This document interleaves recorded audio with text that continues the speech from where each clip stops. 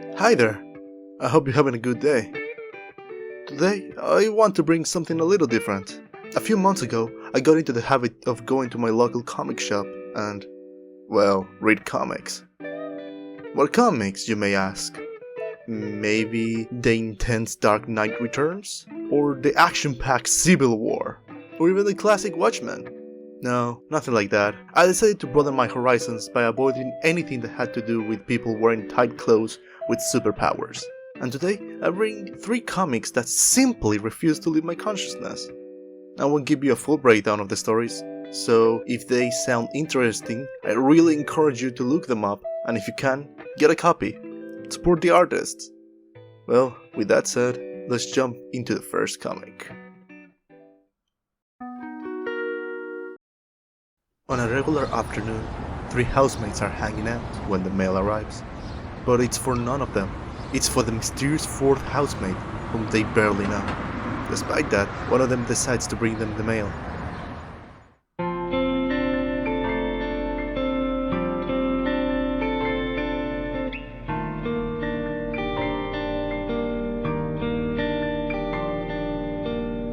Anxiously, the artist awaits for a response for her submission.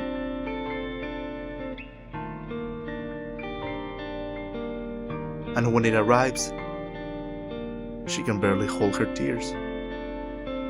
In that moment, however, she falls into the worst state of mind an artist can be in, art block. So she decides to escape into the night to find some inspiration.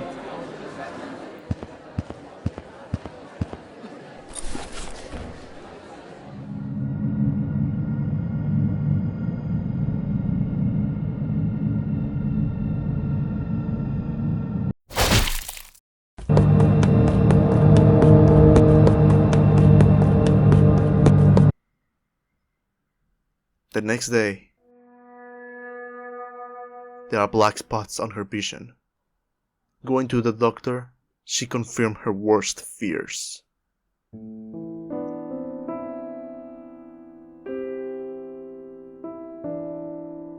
This story follows Billy as she faces off against all her fears. The fear of missing out, the fear of losing the only way she knows how to make art, and the biggest fear of them all, fear of connection, of not being able to do so, and of being vulnerable.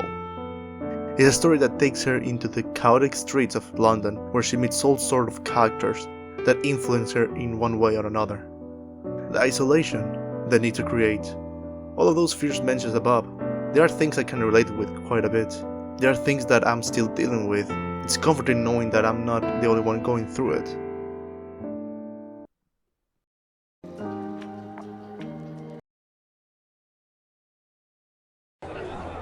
It's 1933, and there's a piano competition at Theatre Ambrose, and there's only one competitor left, Julien Dubois, the heir to a great wealth that has spent days upon days practicing his skills as a pianist.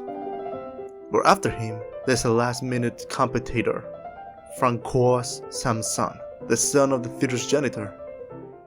Julien scoffs at this, having no doubt that his hard work would put him on top. And then,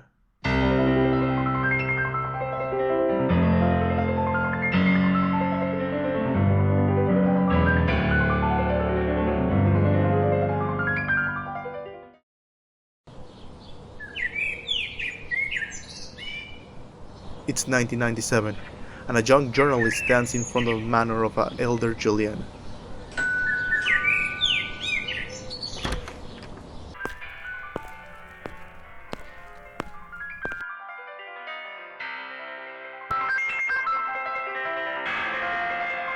At first, he's unwilling to be interviewed, but her resilience gives her a chance for an honest interview with all the unalterated, unflattering truth.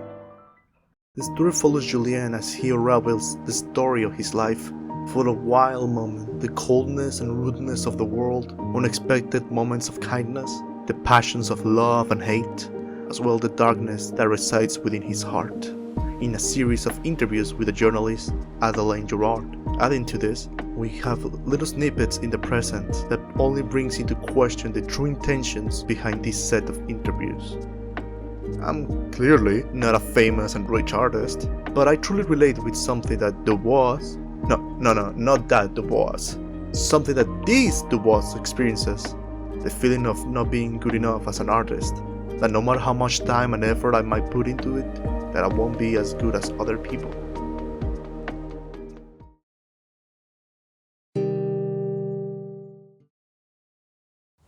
In a town in the middle of nowhere, a father and son live with a heavy tension between them. In the morning, the son has a job delivering papers.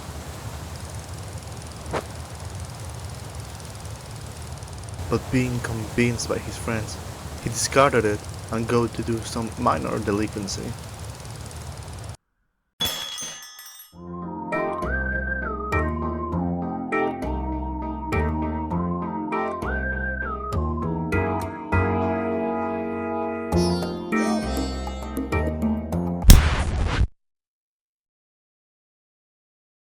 After getting caught, his father comes for him.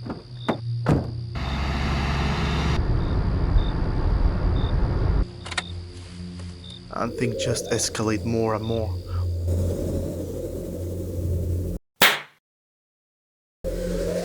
And in that moment, a storm breaks. The story is quite interesting. We follow a belle in a fantastical world, which my only comparison will be Adventure Time, but with daddy issues. Because that show didn't have any daddy issues at all. Being accompanied by a confrontational and tricky fox, he tries to find a way to keep the storm inside of him, a representation of both his trauma and whatever darkness he inherited from his dad from expanding across his body. Although this story didn't speak to me specifically, I still think it's one that shouldn't be missed, because it gives such a compelling view of the damage trauma leaves behind on a person, and mixes it with a colorful world that brings not only some levity to the main subject, but also makes it quite epic. And there you go. Yeah, not much else to say. If you check them out, or if you have read them, I'd love to hear your opinions in the comments. And if you know any similar comics to this, drop the names! Except this. I know about this. Anyway, I hope you have a good rest of your day. Sayonara.